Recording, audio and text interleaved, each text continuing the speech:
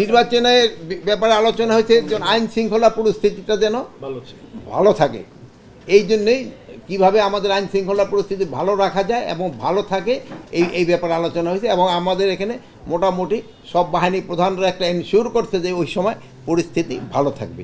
আরেকটা জিনিস, নির্বাচনে আইন শৃঙ্খলা পরিস্থিতি ভালো থাকাটা শুধু আইন শৃঙ্খলা বাহিনীর উপরে নির্ভর করে না, যারা পার্টিসিপেট করে তাদের উপরেও কিন্তু নির্ভর করে। এই জন্য আপনারা সবসময় বলবেন, তাদেরও বলবেন, যদি নির্বাচনটা ভালো হয়, যে জিতে তার জন্য কিন্তু একটু ভালো হয়, ভালো নির্বাচনে জিতলে। আর যদি কোনো রকম অসুবিধা হয় সেসব কিন্তু লোকজনে বলে যে এই নির্বাচন ভালো হয় না, জিতে। এই ভাই যেমন ধরেন যে 3 ভোটে হারছে, বাট সাহস করে বলতেছে যে আমি 3 ভোটে হারছি, যেহেতু নির্বাচনটা ভালো হয়েছে দেখি কিন্তু সাহস করে বলছে। তার না হলে উনি কি বলতো যে আমাদের কারচুপির মাধ্যমে হারানো হয়েছে।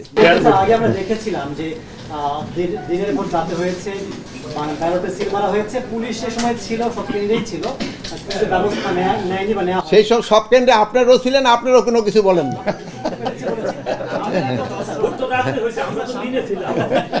শোনেন, আপনারা কিন্তু আজকাল মাশাআল্লাহ রাত্রে দিনে এবং সবসময় আপনাদের পাওয়া যায়, এটা সত্যি।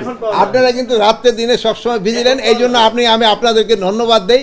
যে কোনো সময় যে কোনো পরিস্থিতিতে আপনাদেরকে আমরা সাহায্য চেয়েছি, আপনারা আমরা পেয়েছি।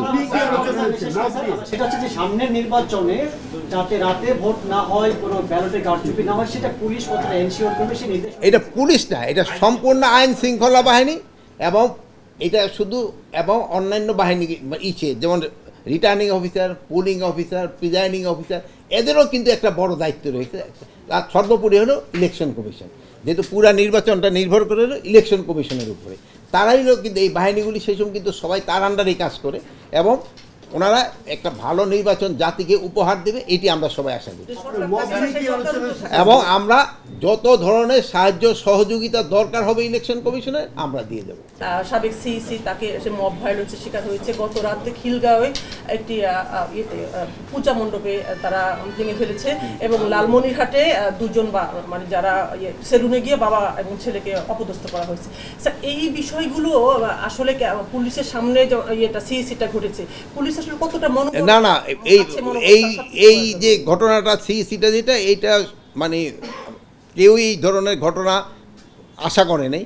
এটা জন্য আমরা সবাই দুঃখিত এবং এই ঘটনা ভবিষ্যতে যেন না ঘটে এই জন্য সব ধরনের ব্যবস্থাই নেওয়া হবে। এবং এই ঘটনাটা কোনো অবস্থায় কিন্তু মেনে নেওয়া যায় না।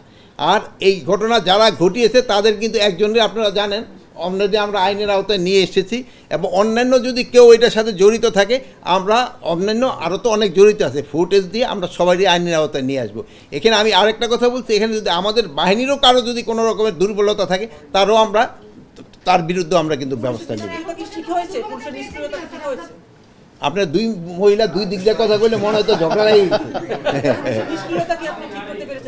পুলিশ তো নিষ্ক্রিয় না, আমি তো আগেই বলছি পুলিশ আগের থেকে অনেকটা মানবিক হয়েছে। যেহেতু আগের মতো আপনাদের ওই কোনো কিছু হইলেই আগে একটা কথা বলে একটা বুঝানোর চেষ্টা করতো, ওইটা না করে আগে 2টা বাড়ি দিত। এই জন্য আপনারা বলতেন পুলিশ খুব অ্যাক্টিভ। এখন হলো পুলিশ আপনাদের সাথে আগে আলোচনা করে সমস্যাটা সমাধান করতে যায়, এই জন্য আপনারা ভাবেন যে পুলিশ নিষ্ক্রিয়। আগের পুলিশের সক্ষমতা আমি বলবো আগের থেকে অনেক বেড়েছে। আমি গতকালকে একটা ট্রেনিং ইনস্টিটিউট ভিজিট করে আসছি, আপনারা হয়তো জানেন টাঙ্গাইলে। আমি দেখি তো তাদের ট্রেনিং এবং অন্যান্য জিনিস এবং তাদের মনোবল আগের থেকে অনেক ভালো হয়েছে। আপনি বলেছেন যে নির্বাচন নিয়ে আপনাদের প্রস্তুতি আছে, আমরা নির্বাচনে কোন মাসে টার্গেট করে আপনার প্রস্তুতি আগাচ্ছি?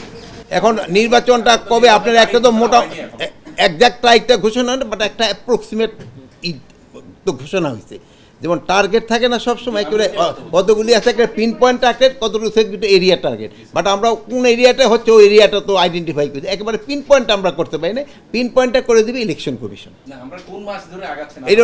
এটা হলো আমি ওই এরিয়াটা ধরে আগাচ্ছি, আর পিন পয়েন্টটা যেদিন করে দেবো সে সময় পিন পয়েন্টটা ধরে আগাবো। একটা বিষয় জানা আছে যে সাবেক 3টা নির্বাচন কমিশনে যারা সিইসি ছিলেন, নির্বাচন কমিশনার ছিলেন, তাদের পাসপোর্ট বাতিল করা হয়েছে, এরকম একটা খবর আমরা পাচ্ছি। এটাতে কতটুকু সত্যি? আমি এটা অবশ্য পরীক্ষা না করে এই মুহূর্তে বলতে পারবো না, যেহেতু পাসপোর্ট অধিদপ্তরের সাথে হয়তো আমি না জিজ্ঞেস করে বলতে পারবো না। আজকের ডিসকাশনের ভিতরে এই জিনিসটা আসেনি। মব ভায়োলেন্স বন্ধ করা যাচ্ছে না, কিন্তু মব ভায়োলেন্স কমায় আনা হয়েছে অনেক। আগের থেকে অনেক কমছে। তা আপনারা ভালো থাকেন, দোয়া করি আল্লাহ স্যার, হাফেজ। আমি একটা জিনিস জানার স্যার, মব ভায়োলেন্স যেহেতু আপা বললেন স্যার, সেটা হচ্ছে যে মব ভায়োলেন্সের ব্যাপারে এই পর্যন্ত অনেকগুলো হয়েছে, অনেকেই মারা গেছে, আজকে বিভিন্ন পত্রিকা রিপোর্টও হয়েছে। এই পর্যন্ত কতজনের বিরুদ্ধে ব্যবস্থা নেওয়া হয়েছে মব ভায়োলেন্সের যারা মানে সংখ্যাটা তো যদি আপনি আমার দেন হয়তো সংখ্যাটা আমি এই মুহূর্তে বলতে পারবো না, বাট এটা মানে একটা বড় সংখ্যার বিরুদ্ধেই কিন্তু ব্যবস্থা গ্রহণ করা হয়। আচ্ছা, ভালো থাকেন, আল্লাহ হাফেজ।